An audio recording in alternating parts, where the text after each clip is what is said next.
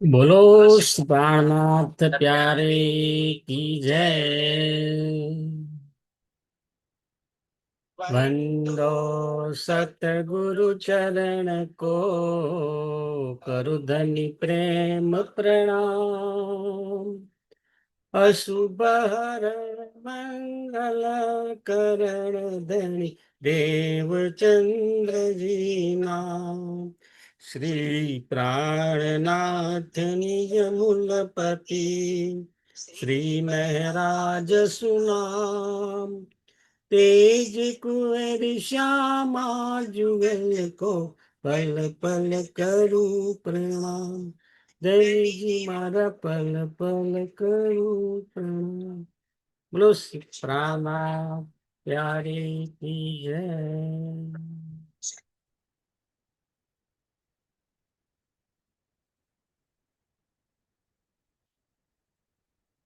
चर्चा प्रारंभ होत है,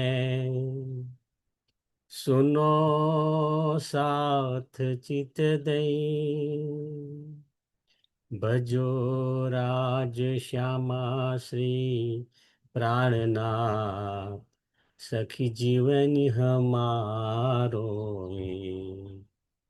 श्री महामत कहे साथ जी, भया चर्चा का वक्त है।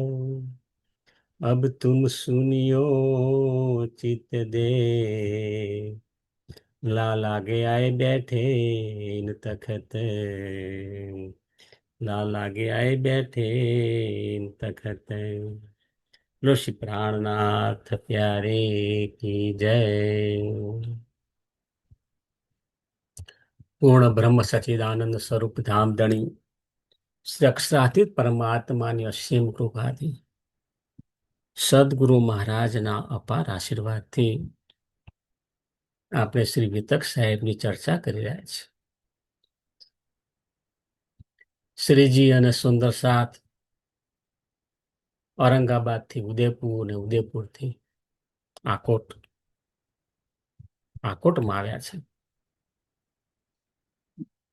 આકોટમાં સુંદર સાથજીને સત્સંગનો પૂરેપૂરો આનંદ મળી રહ્યો છે. આકોટમાં ઘણા બધા નવા સુંદર સાથ આવે છે. સુંદર સાથજીના ટોળે ટોળા આવીને શ્રીજીના ચરણોમાં દંડવત પ્રણામ કરી અને ધન્ય ધન્ય થાય છે. અંદર મહેર જાહેર કહે સુંદર સાથજી. જીવનમાં ક્યારેક એવું બને કે આપણને બહુ જ સંઘર્ષ જોવા મળે. ક્યારેક આપણને થાય, શું મારા જીવનની અંદર આવો સંઘર્ષ હશે?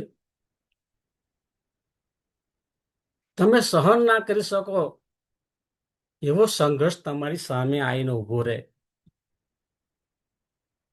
પરંતુ જો આપણને ધણીજીમાં શ્રદ્ધા હોય તો ધણીજી નો મહેર રૂપી હાથ આપણી અંદર રહે છે. આપણને સંઘર્ષ કરવાની શક્તિ આપે છે. અસીમ શક્તિ અને અસીમ શાંતિ આપણને આપે છે. બસ ફક્ત આપણે કરવાનું છે, આપણા ધામધણીજી છે એમની પર પૂરેપૂરું ઈમાન રાખવાનું છે. અગો વિતકમાં જોઈ ગયા સંગજી, નાગજી, પ્રેમજી, જયરામભાઈ કંસારા, આ બધા સુંદર સાથ શ્રીજીની ચર્ચા સાંભળવા આવતા અને શ્રીજીમાં ધનશ્રી દેવચંદ્રજીના દર્શન કરતા હતા. જ્યારે મુકુદાસજી, છત્રસાલજી, ભીમભાઈ, કાનજીભાઈ વગેરે શ્રીજીની ચર્ચા સાંભળવા આવતા ત્યારે શ્રીજીમાં ધામ દુલ્હાના દર્શન જો કરતા હતા. જેવી સુંદર સાથની શ્રદ્ધા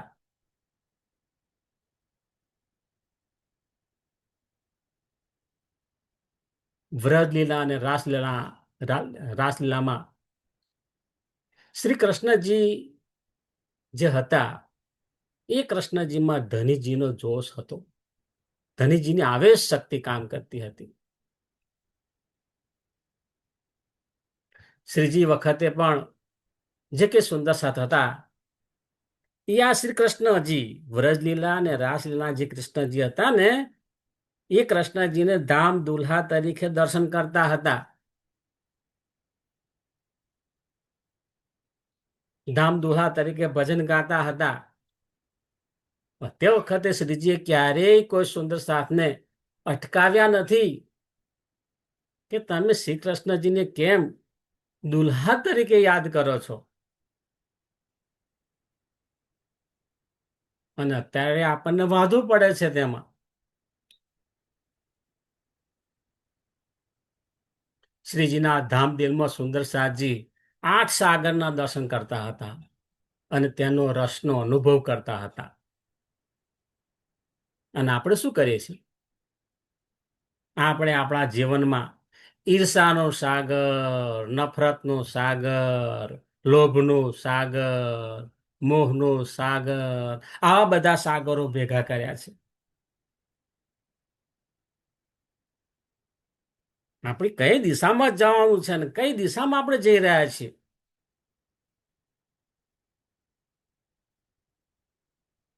જીવનની અંદર લૌકિક કામનાઓ થી જે વશીભૂત રહે છે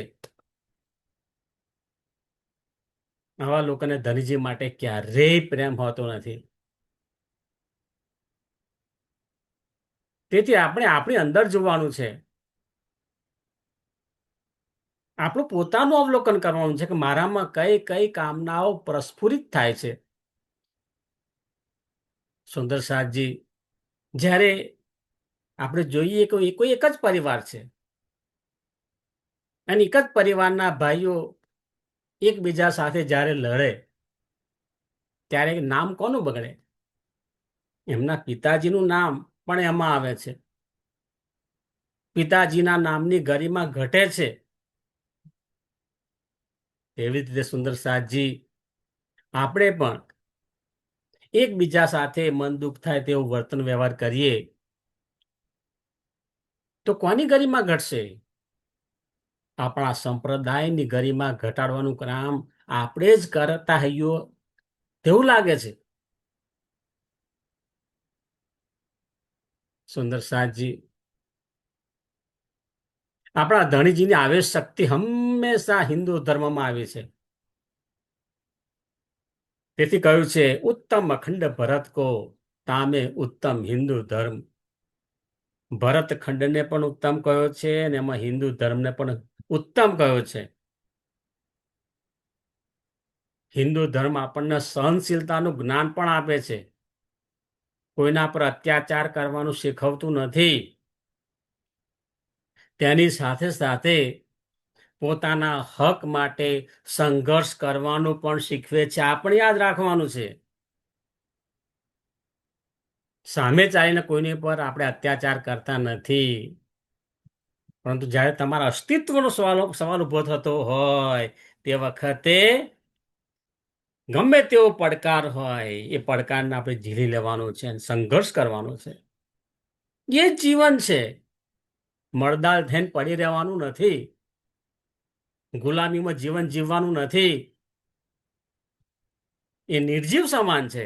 તમે જીવતા જ નથી. એક પથ્થરની જેમ તમે પડી રહ્યા છો. તમારી અંદર કોઈ સંવેદના જ નથી. સુંદર સાજ સંઘર્ષ એ જ જીવનનો એક પ્રકાર છે.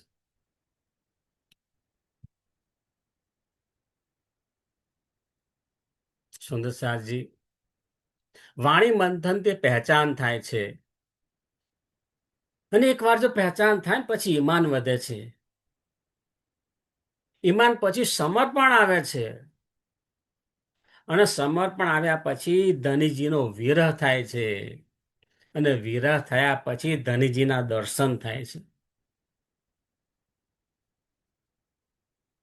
ત્યારબાદ પરમધામનું પ્રેમ મળે છે અને ત્યાર પછી ઈશ્ક ઇલમ આવે છે.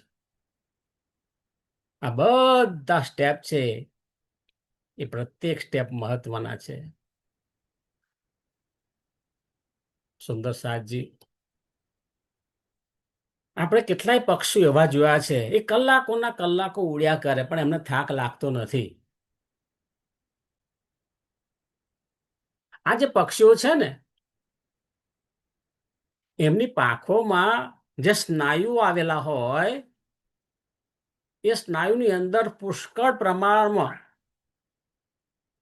એનર્જી, શક્તિ પ્રવાહિત થતી હોય છે. તેથી તે ઉડ્યા કરે છે. તેવી રીતે આપણી પણ બે પાંખો છે, ઈશ્ક અને ઇલમ. આ બંને પાંખો છે. એમાં જો શક્તિ પ્રવાહિત થાય ને તો ધનીજીના દર્શન થાય છે. સુંદર સાજી, પ્રેમ અને જ્ઞાનની પરિપક્વતા આવે ત્યાર પછી ઈમાન આવે છે. અને એવું ઈમાન આવે છે ને તો કે એની સુગંધથી સામાન્ય જીવસૃષ્ટિ પણ બહુ સહેલાઈથી આકર્ષિત થાય છે. અને જીવસૃષ્ટિનું પણ કલ્યાણ થાય છે, અખંડ મુક્તિ પ્રાપ્ત કરે છે. સુંદર સાજી, ધણશ્રી દેવચંદ્રજીમાં 5 શક્તિ બિરાજમાન હતી. શ્રીરાજજીની આવેશ શક્તિ, શ્યામાજીની આત્મા, અક્ષર બ્રહ્મની આત્મા, અસરાફીલ ને જબરાઈલ. કેટલું સરળ છે. હવે શ્રી મહારાજના ધામ દિલમાં ઇન્દ્રાવતીની આત્મા હતી અને ઇન્દ્રાવતીની આત્માની અંદર આ 5 શક્તિ બિરાજમાન થઈને જાગરીનું કાર્ય કરે છે.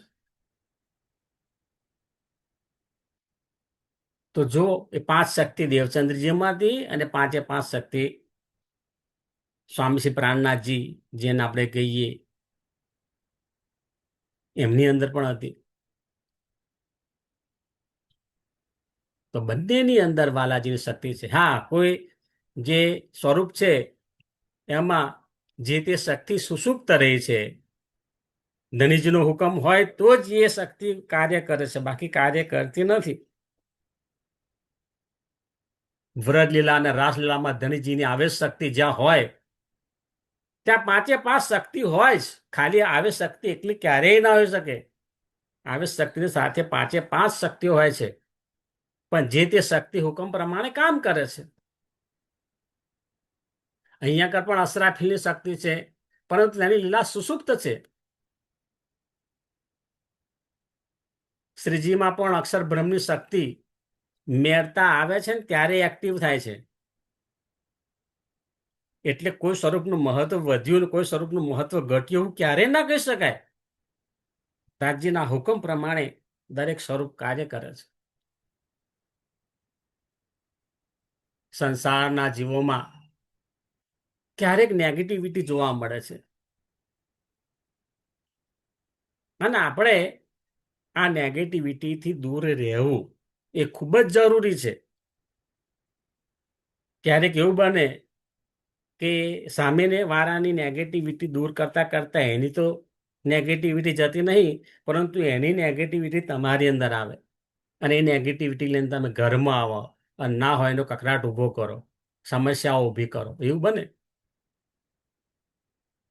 તો શું કરવું?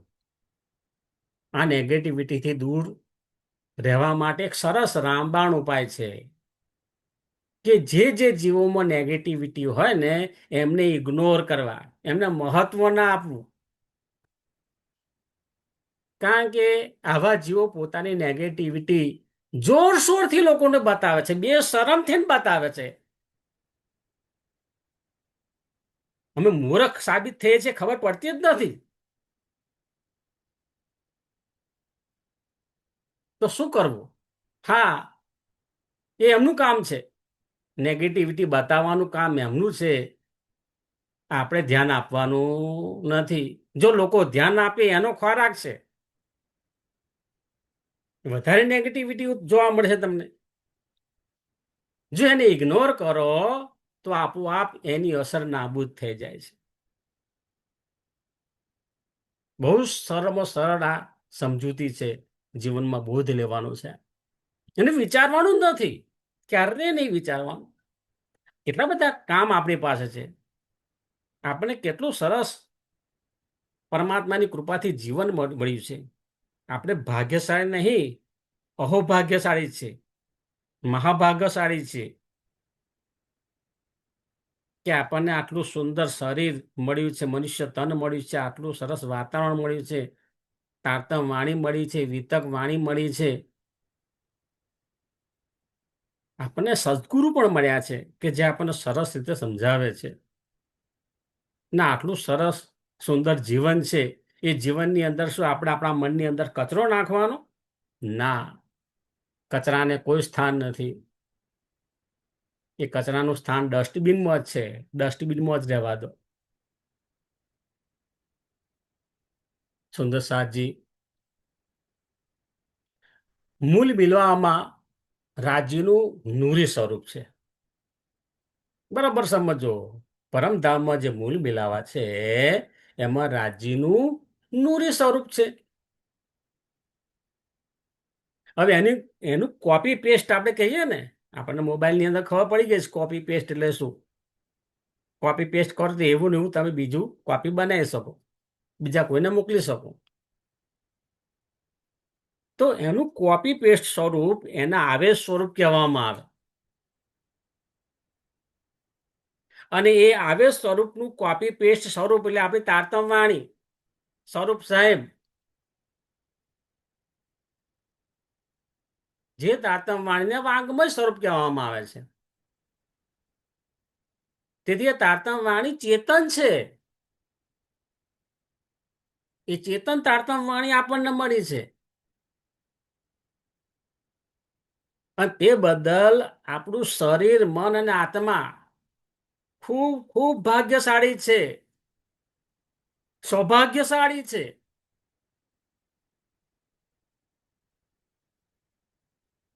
એનું મહત્વ સમજી અને વધુ ને વધુ આપણે મનન મંથન આત્મસાત કરવાનું છે. વાલાજીની અનુપમ કૃપાથી આ જગતની અંદર તારતમ વાણી આવી છે. એ જે તારતમ વાણી છે એ સ્વરૂપ સાહેબ છે, ચેતન સ્વરૂપ છે, વાલાજીનું ચેતન સ્વરૂપ છે. વિતક સાહેબ એ ચેતન સ્વરૂપ છે. અને એ જે આપણને પ્રાપ્ત થયું છે એ બદલ આપણે નિત્ય સવારમાં ઉઠીને પહેલું વાલાજીને ધન્યવાદ આપવાના છે. હૃદયથી ખૂબ ખૂબ વાલાજીને ધન્યવાદ છે. ખૂબ ખૂબ ધન્યવાદ, ખૂબ ખૂબ ધન્યવાદ કે આ જ્ઞાન મળ્યું છે તો મારું જીવન સુગંધિત બની ગયું છે. જીવનની અંદર આનંદ ઉલ્લાસ વ્યાપી ગયો છે. જીવનની અંદર નિર્ભયતા આવી છે. જીવનની અંદર સાચો માર્ગ જોવા મળે છે, સાચી દિશા જોવા મળે છે. જીવનનું પરમ અને ચરમ લક્ષ્ય કયું છે એની સમજ પ્રાપ્ત થઈ છે. આપણા સદગુરુ પણ આપણને તારતમ વાણી બહુ સરસ રીતે સમજાવે છે. સુંદર સાથજી, સાથે સાથે અહીંયા આગળ મહારાજજી એમ પણ કહે છે કે પરમધામનો અંકુર હશે ને તો જ પહેચાન થશે. મહામતી સ્વામીશ્રી પ્રાણનાથજી વખતે પણ કેટલા એવા સુંદર સત હતા કે સ્વામીશ્રી પ્રાણનાથજીનો સત્સંગ પણ સાંભળતા, દર્શન પણ કરતા, પરંતુ એની શ્રીજીની પહેચાન કરી શક્યા નથી. આ કોઈ મહાત્મા આયા છે ને બહુ સુંદર ચર્ચા કરે છે અને એ રીતે પોતાને ધન્યતા સમજી કે હું ધન્ય થઈ ગયો, મેં આજે મહાત્માના દર્શન કર્યા છે એમ કરીને પોતાની ઘરે જતા. હા, પરમધામનો અંકુર હોય તો પહેચાન થાય તો આ તો મારા ધામના દુલ્હા બિરાજમાન છે. અને પછી ઈમાન આવે છે. અત્યારે પણ સમાજની અંદર ઘણી બધી ભ્રમ સૃષ્ટિ છે, જે સામાન્ય મનુષ્ય જેવી જ આપણને દેખાય, પરંતુ એમના અંદરના આધ્યાત્મિક સ્તરની ઊંચાઈને કોઈ સમજી શકતું નથી.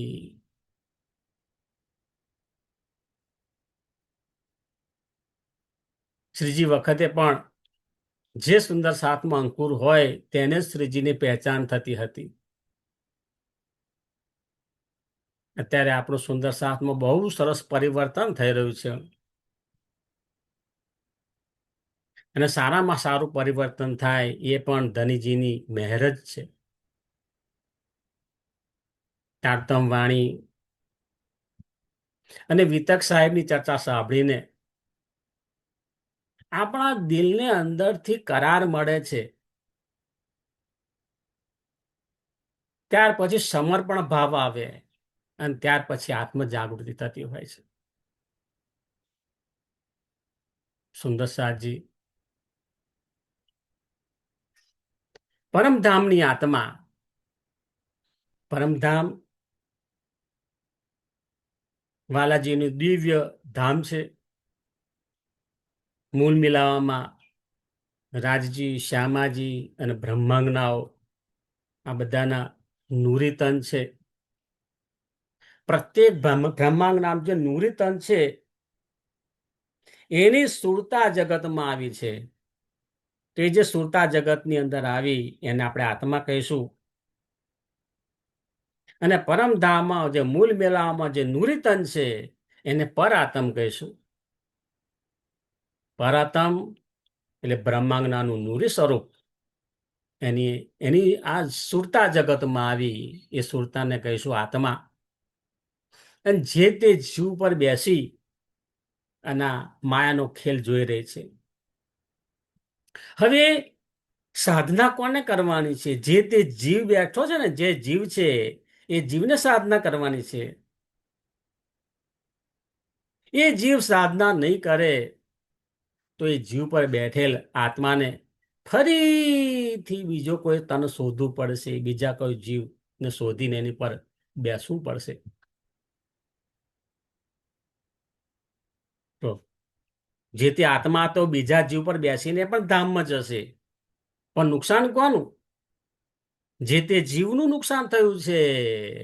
એ જીવનો અમૂલ્ય અવસર જે મળ્યો હતો એને ગુમાવી દીધો છે. સંસારના વિકારના અંધારાની અંદર જ, એ અજ્ઞાનતાની અંદર જ પોતાનું જીવન વ્યતીત કર્યું છે. તારતમ વાણી અને વિતક વાણીથી આપણું દિલ પ્રજ્વલિત થાય છે, રોશન થાય છે. એટલે વાણીનો પ્રકાશ ચારે બાજુ ફેલાય છે, એના આપણી અંદર રહેલા બધા વિકારો દૂર થઈ જાય છે. ધનશ્રી દેવચંદ્રજી એટલે કે એમની અંદર રહેલ શ્યામા મહારાણીની શક્તિ, પરમધામથી આ જગતમાં આયા. એમણે પણ ખૂબ જ સાધના કરી. એમની અંદર રહેલ દેવાપી જીવ ખૂબ જ સાધના કરે છે, અને ઇલ્મ લુદંદી એટલે એ તારતમ મંત્ર લઈને આ સંસારમાં આવ્યા. તારતમ મંત્ર એટલે તારતમની ચાવી, નિજ નામ શ્રી કૃષ્ણજી અનાદિ અક્ષરાતીત. હવે આ જે મંત્ર આવેશ શક્તિથી આવ્યો છે, બહુ સ્પષ્ટ સમજી લો. આ મંત્ર પણ આવેશ શક્તિથી આવ્યો છે.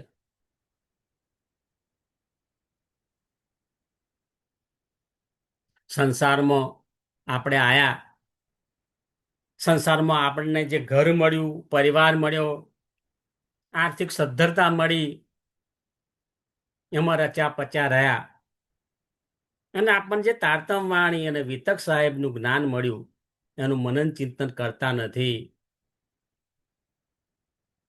આપણો સમય પાણીની જેમ વહી રહ્યો છે. તો એનાથી વધારે દુર્ભાગ્ય કયું કહી શકાય? જો આપણે કશું જ નથી કરતા આત્મજાગૃતિ માટે, તો આપણા માટે ઘણું જ દુર્ભાગ્યપૂર્ણ વાત છે.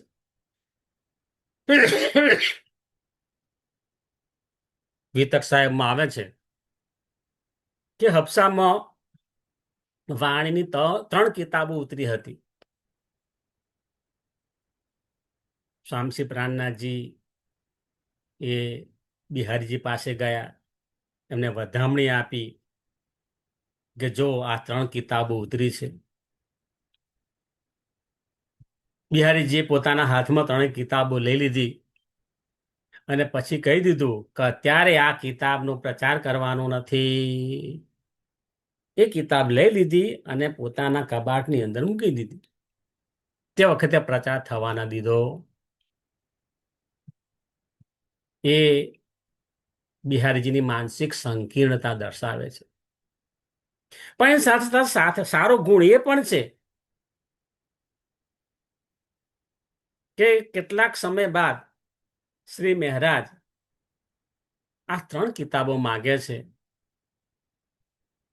ત્યારે બિહારીજી એ સુરક્ષિત રાખેલ 3 કિતાબને શ્રી મહારાજના હાથમાં સોંપે છે. એ સારો ગુણ પણ છે.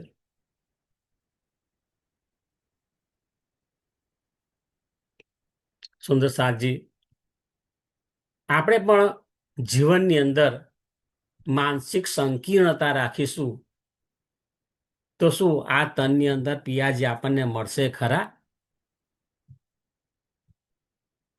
માનસિક સંકીર્ણતાને લીધે આપણે આપણા સમાજના વિકાસના કાર્યો પણ કરી શકતા નથી. કોઈને સહેજ પણ વિચાર આવતો નથી, શરમનો છોંટોય નથી આવતો, અને એવા ઊભા થઈ અને સમાજની વાત કરે છે. સુંદર સાજી, આ જે સમય પાણીની જેમ વહી રહ્યો છે,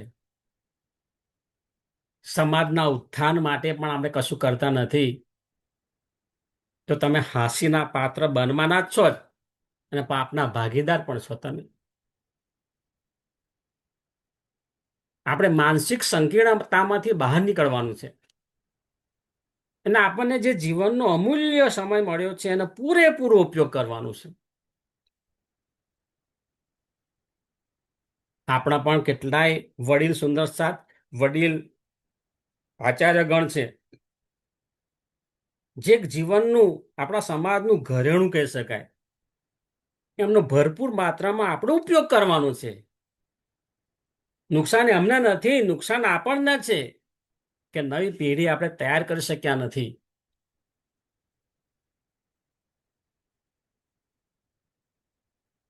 તેથી જાગી જવાની જરૂર છે. સુંદર સાથજીની અંદર પ્રેમ ભાવ રાખવાનો છે. શા માટે પ્રેમ ભાવ ન રાખવો? એકબીજા સાથે જ્યારે મળે તે વખતે હૃદયની અંદર પૂરેપૂરો પ્રેમ હોવો જોઈએ. આનંદ ઉલ્લાસથી એકબીજાને મળીએ, જીવન જીવવાની કેવી મજા આવે. હા, કેટલાક મતાંતર હોય, બરાબર, એમાંથી પણ બહાર નીકળવાનું છે. આપણો મૂળભૂત નાતો પરમધામનું છે.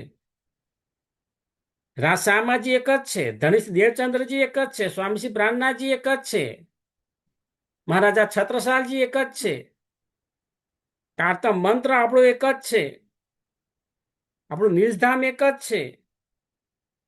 તો પછી જુદાગરી શાની છે? આપણે એક થઈને જાગૃત થઈએ, આપણું પોતાનું કલ્યાણ કરીએ, પરિવારનું કલ્યાણ કરીએ, સમાજનું કલ્યાણ કરીએ, રાષ્ટ્રનું કલ્યાણ કરીએ, અરે વિશ્વનું કલ્યાણ કરીએ, સમગ્ર જીવ સૃષ્ટિનું કલ્યાણ કરીએ, સમગ્ર બ્રહ્માંડનું કલ્યાણ થાય એવા વાઇબ્રેશન આપણે મુક્ત કરવાના છે. આપણું ધ્યેય વિશાળ હોવું જોઈએ, તો જ કાર્ય થઈ શકશે. પ્રેમના વાઇબ્રેશનથી જ મનની સંકીર્ણતા દૂર થાય છે. જ્યારે સામાન્ય વ્યક્તિ હોય એ પોતાની પ્રતિષ્ઠા, પદ અને આર્થિક લાભની અંદર જ પોતાનો સ્વાર્થ જુએ છે અને આખું પોતાનું જીવન એમાં હોમી કાઢે છે. બીજી દ્રષ્ટિ જ નથી, શું કરે? એ પણ દયાને પાત્ર હોય છે. વાલાજીની કૃપા થાય, સદગુરુ મહારાજની કૃપા થાય, ભાગ્ય બળ જ્યારે ખુલે ત્યારે વિવેક બુદ્ધિ જાગૃત થાય છે. અને વિવેક બુદ્ધિ જાગૃત થાય ત્યારે વ્યક્તિ જે નિંદ્રામાં જીવતો હોય એને બદલે સભાનતામાં જીવે છે. બેહોશીમાં જીવતો હોય એને બદલે સભાનતામાં જીવે છે અને પોતાના જીવનનો સાર્થક ઉપયોગ કરે છે. બોલો શ્રી પ્રાણનાથ પ્યારે કી જય. સદગુરુ મહારાજ કી જય. કૃષ્ણ કનૈયા લાલ કી જય. પ્રણામ સુંદર સાજી ના ચરણોમાં મારા કોટાન કોટી પ્રણામ.